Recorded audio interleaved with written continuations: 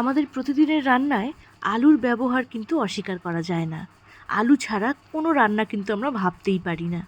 তো সেই সাধারণ আলুকেই একটু অন্যরকমভাবে, একটু স্পেশালভাবে যদি আমরা প্রেজেন্ট করতে পারি কেমন হয়? নমস্কার, আমি সোমা ভট্টাচার্য। আজকের রেসিপি স্টাফড আলুর দম। প্রথমেই একটা মশলা বেটে নেব। তো তার জন্য গ্রাইন্ডিং জারে দিয়ে দিলাম আদা, কাঁচা লঙ্কা, একটু কাজু কিশমিশ আর দিলাম দুটো টমেটো।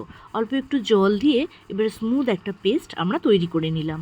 এবার স্টাফিংটা তৈরি করে নেব। তার জন্য পনির গ্রেট করে নিলাম, একটা সেদ্ধ আলু তার সঙ্গে দিলাম নুন, একটু চিনি, ভাজা মশলা আর দিলাম লঙ্কা কুচি আর ধনেপাতা কুচি। সব কিছু ভালো করে মিশিয়ে নিলাম। তো পনিরের স্টাফিং আমাদের রেডি। এবার কাঁচা আলুগুলোকে মুখটা একটু কেটে নিয়ে এরকম চামচের পিছন দিকটা দিয়ে স্কুপ করে নিতে হবে। এখানে একটা কথা আমি বলে রাখি, আলু সেদ্ধ করে কিন্তু করার চেষ্টা করবেন না। আমি প্রথমে করতে গিয়েছিলাম, আলু কিন্তু ভেঙে যাবে। কাঁচা অবস্থায় করবেন, ভীষণ সুন্দর হয়। নুন আর হলুদ গুঁড়ো এই আলুতে একটু মাখিয়ে রাখবো, তাহলে ভাজার সময় কিন্তু সময়টা কম লাগবে। তো ভালো করে মাখিয়ে নিয়ে সর্ষের তেলে আলুগুলোকে ভেজে এরকম তুলে নেব।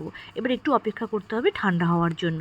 আলুটা একটু ঠান্ডা হয়ে গেলে পনিরের যে স্টাফিংটা বানিয়েছিলাম সেটা এইরকমভাবে আলুর মধ্যে দিয়ে দিলাম। তো খুব বেশি পুর এখানে দেবেন না, তাহলে কড়াইতে দেওয়ার সময় কিন্তু পুরটা বেরিয়ে আসে। সবগুলো এইরকমভাবে তৈরি করে নিয়েছি। এবারে চলে আসি রান্নায়। তেলের মধ্যে দিলাম গোটা গরম মশলা আর জিরে।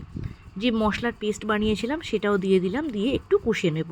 পরিমাণ মতো একটু নুন আর একটু হলুদ গুঁড়ো দিলাম আর লঙ্কার গুঁড়ো ঝালের জন্য। ভাজা মশলাটা দিতে ভুলবেন না, একটু কাসুরি মেথি। যেহেতু নিরামিষ রান্না, তো এই মশলাগুলো একটু না দিলেই কিন্তু নয়।